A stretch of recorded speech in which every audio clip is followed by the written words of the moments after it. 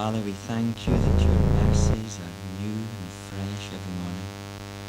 We thank you that we stand in the grace of God, surrounded and kept by your grace. We thank you just for who you are. In Jesus' name, amen. We come this morning to the book of Ecclesiastes. You remember we said last Wednesday morning that in the Old Testament there are three books who are traditionally given the authorship of Solomon. That is Ecclesiastes and the Song of Solomon and Proverbs. And it is sometimes thought that Solomon wrote the Song of Solomon when he was a young man, the book of Proverbs when he was at the height of his wisdom in middle age, and this book, the book of Ecclesiastes, when he was an old man, a bit cynical and disillusioned with the kind of worldly life he had been leading. So we'll look then at the book of Ecclesiastes, reputedly thought to be written by Solomon in his old age. And you have your typewritten sheets there, heading 1. The theme of the book of Ecclesiastes is that little phrase, under the sun. That little phrase, under the sun, occurs no less than 20 times in this book. That is 20 times in 12 chapters. There are 12 chapters in the book of Ecclesiastes, and this little phrase, under the sun, occurs 20 times in 12 chapters. And so we can see then that it is an important little phrase, that this is the theme of the book. And what does the phrase under the sun mean as Solomon uses it? He speaks about life lived under the sun. 20 times we have that expression. What does it mean for Solomon to live life under the sun? Well, you have to take that phrase very literally, and you have to think of Solomon here and the sun there, and from Solomon's point of view, God there. So Solomon's here on earth, and the sun, S-U-N, is shining there, and above the sun is heaven and God. And Solomon is thinking about life lived under the sun. He's thinking of a life lived only in the realms of the dimensions of space and time. Life lived under the sun. He's thinking about life lived in a completely material universe. Life lived under the sun is life lived in the dimensions of time and space only. Life lived in a material universe only. Life lived under the sun, if God is there above the sun, life lived under the sun is life lived without God. Life lived under the sun is life lived without God. And in this book he's telling us what it is like to live under the sun, what it's like to live without God, what it's like to live in an only material universe, in a universe in which there is only dimensions of space and time and not eternity. And in the 12 chapters of this book, he tells us there how he tries to find satisfaction for his life and meaning to his life under the sun. He tries to find meaning and satisfaction in the material universe. He tries to find meaning and satisfaction living under the sun without God. And he tells us that living under the sun, life under the sun, there's no meaning to be found, no satisfaction to be found. But if you, in your life, he tells us near the end of the book, desire to find meaning for your life and satisfaction for your heart, he says you have to lift your eyes above the sun to where God lives. You have to lift your eyes above the sun and come out of this purely material universe and enter into a spiritual dimension and an eternal dimension. You have to get above the sun. Fix your eyes above the sun to where God is. And so the phrase, the theme of the book is life lived under the sun. Life lived in a material universe, in the dimensions of time and space only life lived without God, what it is like to try and find meaning and satisfaction under the sun. But if true meaning and true satisfaction is ever to be found, you've got to lift your eyes above the sun and get yourself out of this material universe into the dimension of God and the Spirit. Well, that's the theme then. Trust you understand that. Trust that's made that clear, because if we don't get that bit, then we don't really understand what the whole book is about. So he tells us, heading 2 then, really he tells us lots and lots of things about what it is like to live life under the sun. And when I say life without God, as I have there in heading 2, life without God and life under the sun are the same things for the writer here. He tells us what it is like for himself, chapter 1 and verse 12, that the preacher, the teacher, chapter 1 and verse 12, he calls himself the teacher or the preacher to live life under the sun, to live life without God in a purely material universe under the sun. He tells us firstly then, and perhaps we can look at these verses together, he tells us first that life under the sun without God is pointless. Chapter 1 and verse 2. Vanity of vanities, says the preacher. Vanity of vanities, all is vanity. And the word vanity, which is translated vanity in the Authorized Version and the Revised Standard Version, has nothing to do with vain or pride or that kind of vanity. The New International Version translates it completely right when it has the word meaningless. Meaningless. Words change their meanings, you know, and since the Authorized Version was written, English words have changed their meanings. And in the 17th century, vanity meant emptiness, but it doesn't mean that now in the 20th century. And so life lived under the sun, chapter 1 and verse 2, is meaningless. Let's see how meaningless it is. Chapter 1 and verse 5. The sun rises. You see it there now. He's telling us that life under the sun, life without God, is meaningless. The sun rises and the sun goes down and hastens to the place where it rises. This is what he's saying here. He's saying the sun gets up in the morning in the east and it travels over the sky, and at night it goes down in the west. And then it hurries around under the earth again and comes up in the morning. And he says that's life, just going round and round in circles. That's what it's like to live life without God. You get up in the morning, you go round, you hurry around, and you get up again. Life lived without God is just going round in circles. It's meaningless. The sun gets up in the east, goes round to the west, and hurries round under the earth again, pops up in the morning in the east, and that's what life without God is like. Chapter 1 and verse 7, he says the same thing.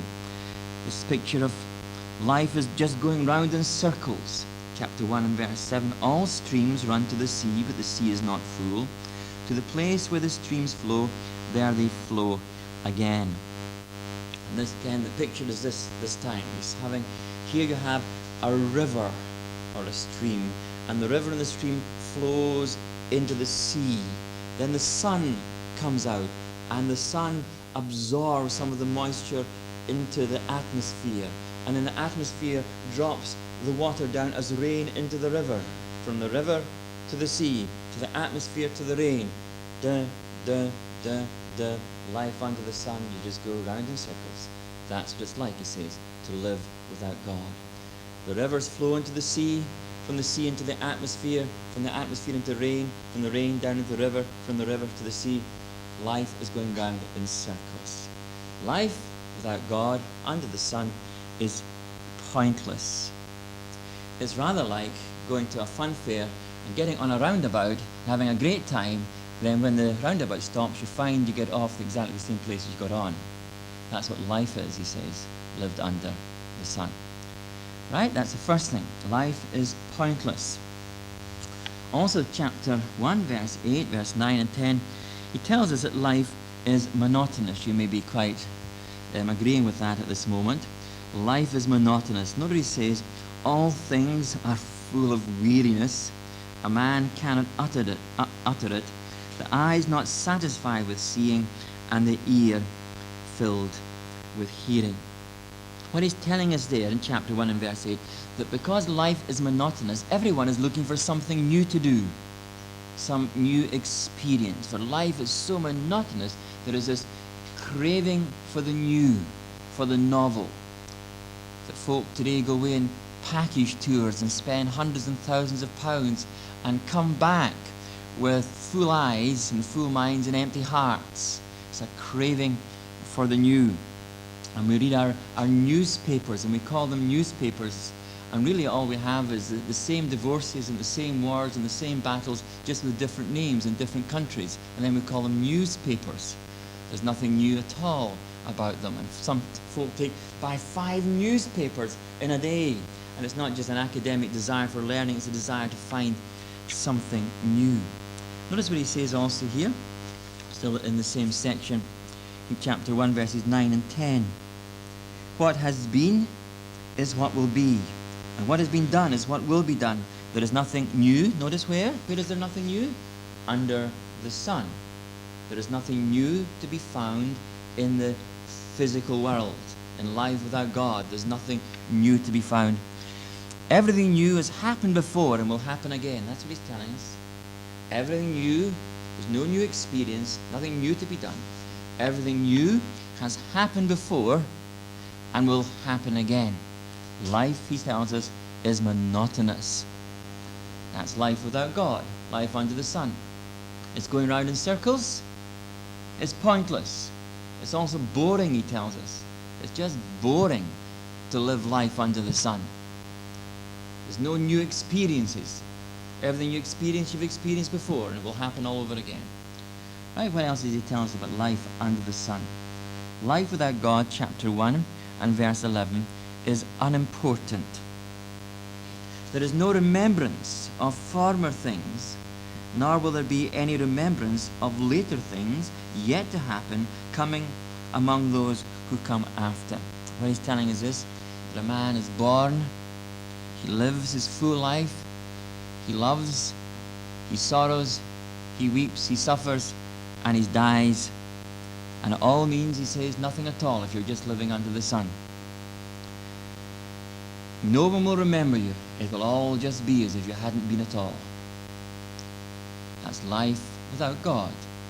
Life under the sun, lived in a material universe. You live, you love, you weep, you cry, and afterwards it's as though you'd never been. And no one remembers you at all. Just as though you hadn't lived. So life under the sun is pointless. You're just going round in circles like the sun hurrying around. Life without God is monotonous. It is boring. There's nothing new under the sun. For everything that has happened before. Life without God under the sun is unimportant. There's no significance to it. You just live and die, and it's as though you'd never been. Very true picture. If you're ever going to do, or ever thinking of doing such a thing as a series of seminars on evangelism, and you wanted to relate your message to modern culture and modern everyday living, here's the book for you. So this is 1984, isn't it? Life is boring. Life is unimportant. You know, life is monotonous. Life is empty. And to take your message and apply it to the book of Ecclesiastes. Life under the sun, he tells us, is frankly just disappointing. Chapter 1 and verse 16. It's actually verse 17. Chapter 1 and verse 17. It is as disappointing. Now he's thinking life under the sun in a material universe only, in a world of just time and space with no eternal dimension. He says that life is as disappointing as walking along Prince Street and trying to catch the wind.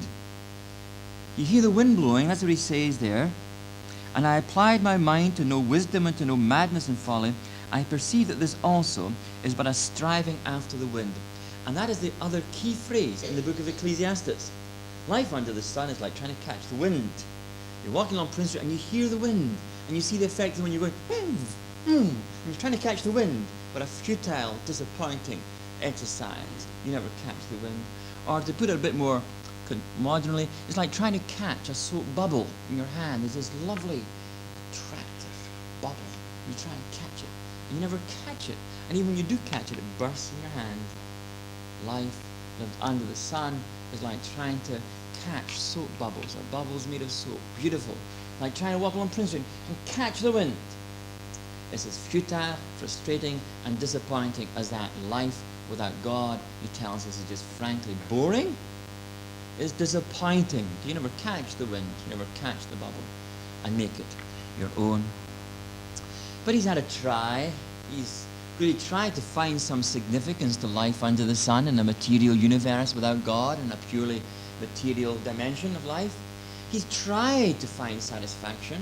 He's tried to find meaning to life under the sun, and he's tried to find meaning to life under the sun in 3 places, which surprisingly all begin with the same letter, E. He's tried to find meaning to his life and satisfaction for his heart, firstly, in education. Chapter 1, verses 16 to 18. I said to myself, now under the sun, he said, I'm going to find some meaning to my life, I'm going to find some satisfaction to my heart, and he goes out after wisdom and education. I have acquired great wisdom, surpassing all who were over Jerusalem before me, and my mind has had great experience of wisdom and knowledge, and I applied my mind. He really studied, he read, he got all the books he could, he had a cultivated mind, he had a cultured disposition, he was a man of learning and a man of letters, and I applied my mind to know wisdom, and I perceived that this also is but a catching of the wind, trying to catch the wind in your hand.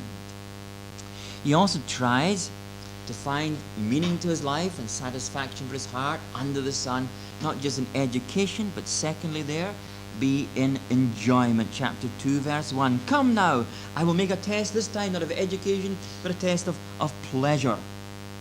Enjoy yourself, but behold, this also was empty and meaningless. I said of laughter, it is mad, and of pleasure, what use is it? And chapter 2 and verse 10, the same place, enjoyment, 2 and verse 10. And whatever my eyes desired, is a man really satiating himself in every sensual pleasure there is. In every sensory experience, he satiates and gluts his being.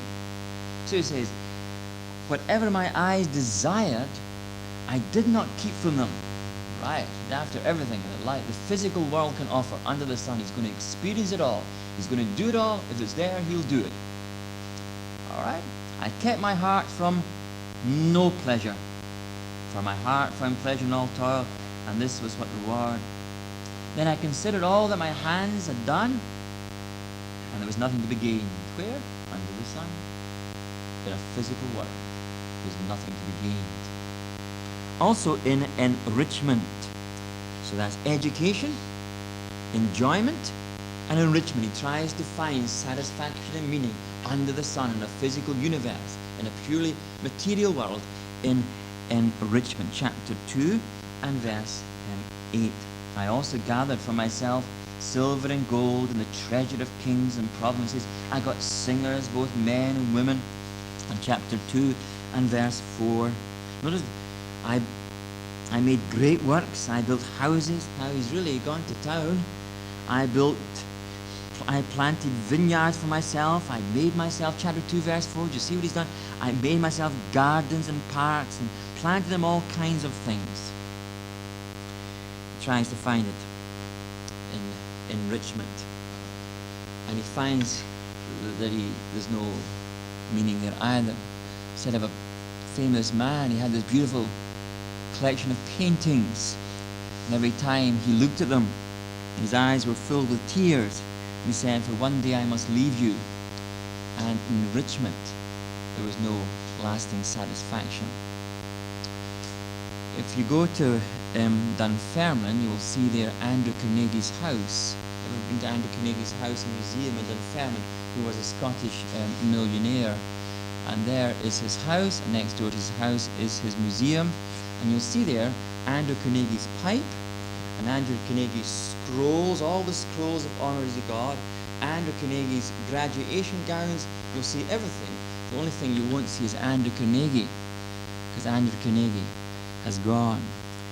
And so, education. He tries to find meaning, satisfaction in education. Humphrey Davy was a great scientist. He discovered the Davy lamp, which miners still use. At the end of his life, his last words in his diary were, "I am most miserable."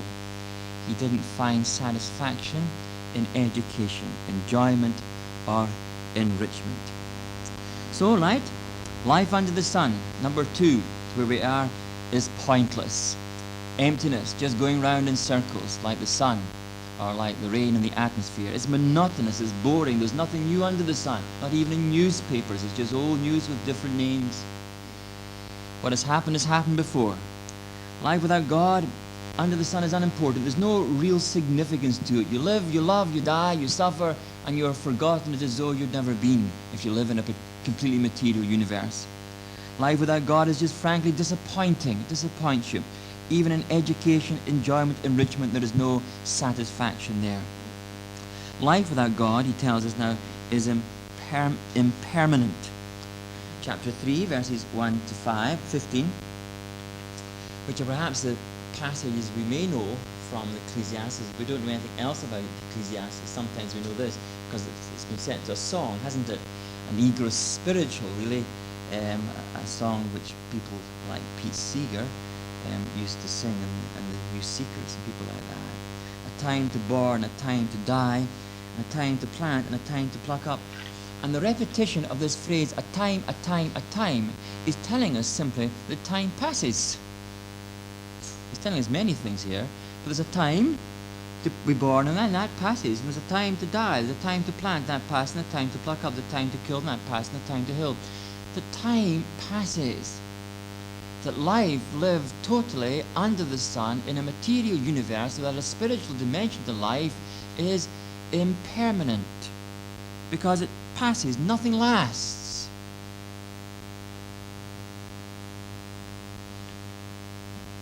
And also, he's telling us from this passage here, life is impermanent, and from the same passage, heading 7, life is uncertain, because you can be in a time to live, then the next time comes and that's a time to die. That you can make plans to have a party next Tuesday, but you may well next Tuesday be attending a funeral. So there's a time to live, the time to die, there's a time to die. We don't know when the time is. And what he's telling us is there that we don't hold these times within our hands. We don't dictate the times that we enjoy. That you don't hold tomorrow in your hand. You can't decide tomorrow if you're going to have a good day or a bad day. It's not within your power. That life is uncertain. You can plan, but because my times are not in my hands, O Lord, life is uncertain under the sun. Right, life under the sun is unfair. Now, this is an interesting comment he makes. He says this: if you look at life round about you and you rule out God, for that's what he's doing, life under the sun is life with God. If you look at life round about you and you live in that life in a purely material universe with no spiritual dimension to it, you will think that life is totally, blatantly unfair and completely unjust round about you.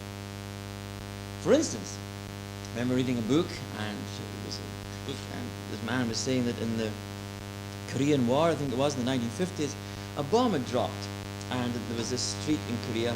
One side of the street there was a brothel. The other side of the street there was an orphanage for orphans, where hundreds of children were being looked after.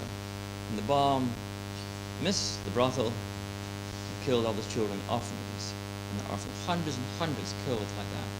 If it landed just 30 yards away, the children would be saved, the brothel would be destroyed. And this is what the writer here is saying. He says, if you look at things like that, and you rule out God, and you live in a purely material universe, boy, he says, isn't life unfair? Isn't life unjust? And you see, we need a spiritual dimension to sort out the injustices and inequalities of this existence, because life is terribly unfair. The psalmist says that again and again. Why is it the innocent suffer and the wicked prosper. That's a great cry of the psalmist as he sees the unfairness and the injustice of life. Why do they? And he says, I don't know, but I will only know when I lift my eyes above the sun and seek for a spiritual dimension and a spiritual answer.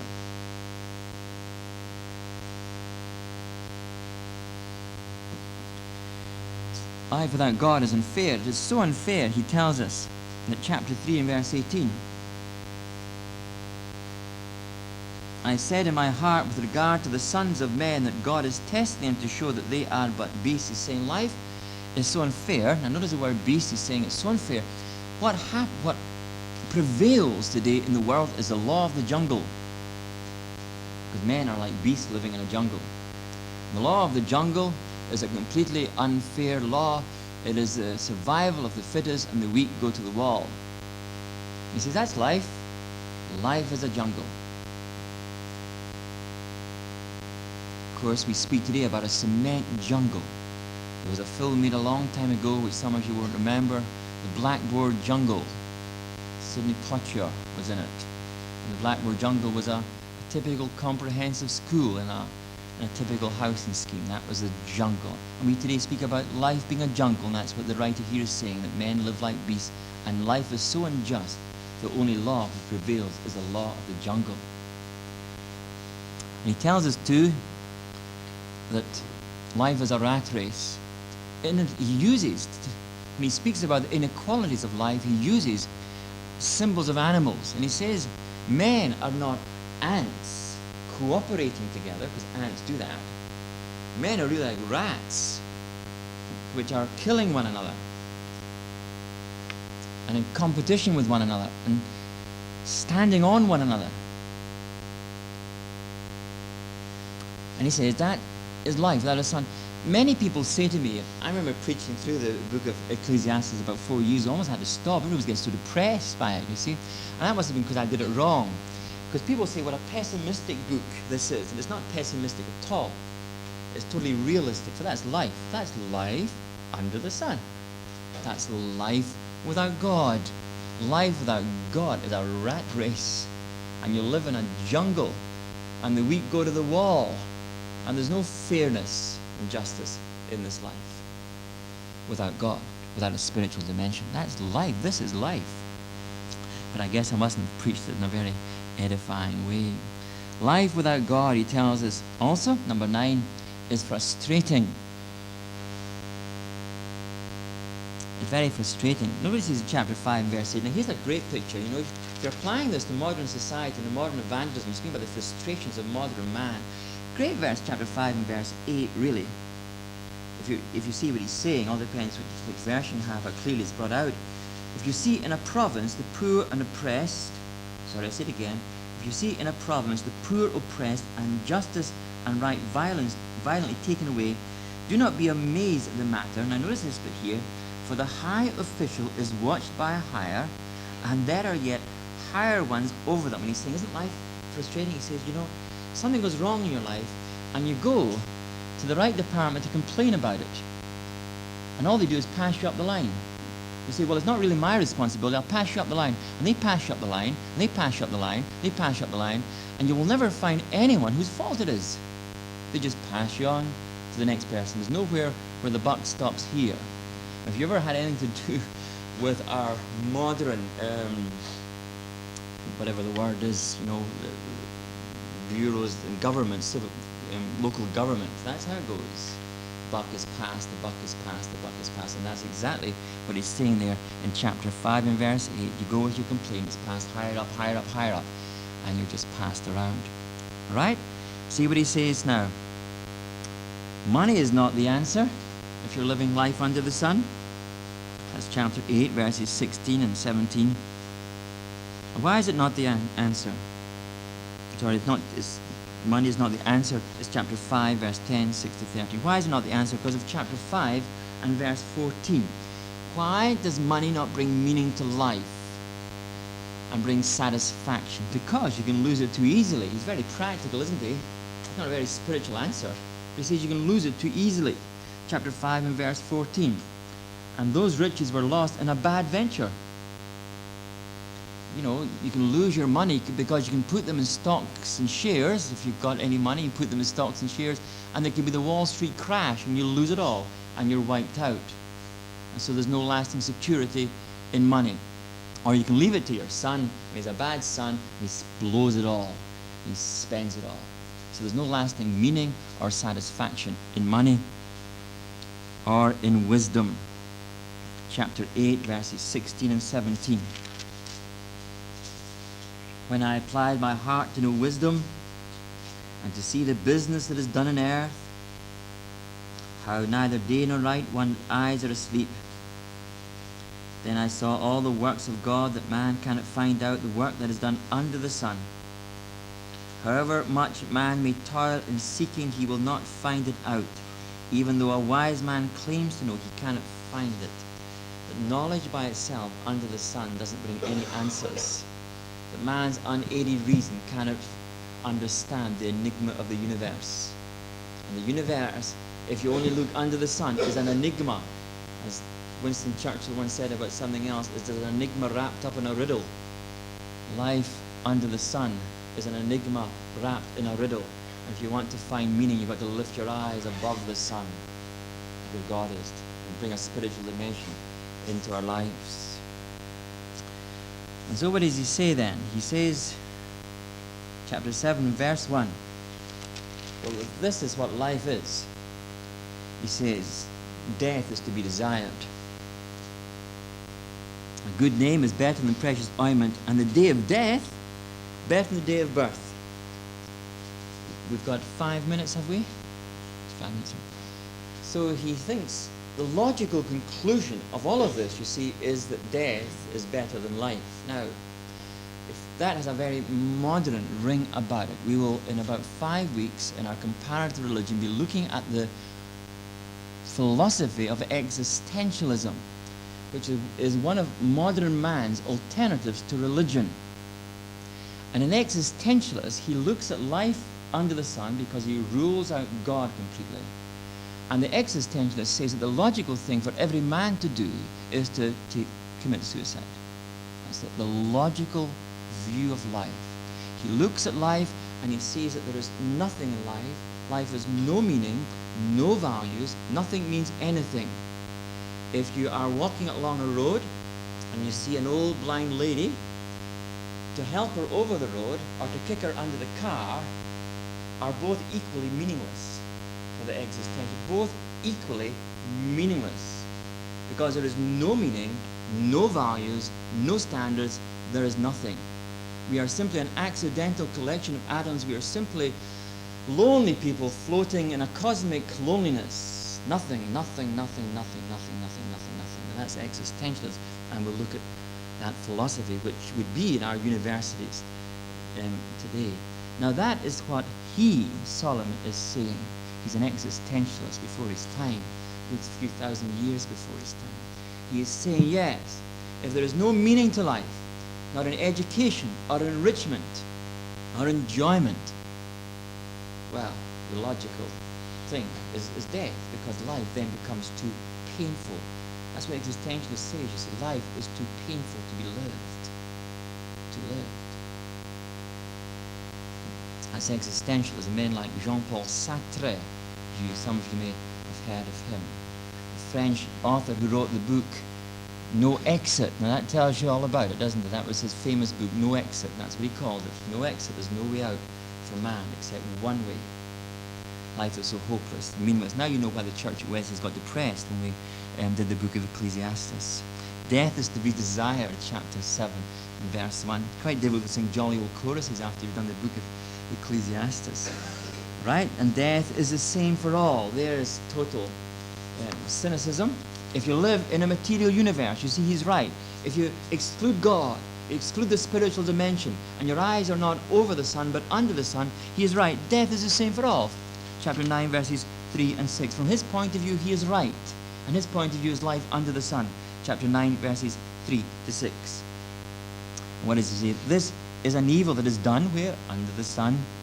That one fate comes to all. All the hearts of men are full of evil, and madness is in their hearts while they live, and after that they go to the dead. Verse 5, for the living know that they will die, but the dead know nothing.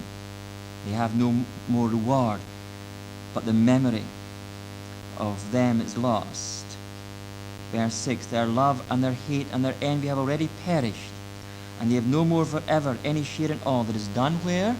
Under the sun, a material universe. Death is the same for all men. Death is meaningless. And I can't remember who it was it Macbeth or somebody that said this? He said, and this is what he's saying, life is a tale told by an idiot. So as Macbeth looked at life. Life is a tale told by an idiot, full of sound and confusion, signifying nothing. Now that's Ecclesiastes. It was also Shakespeare, I think.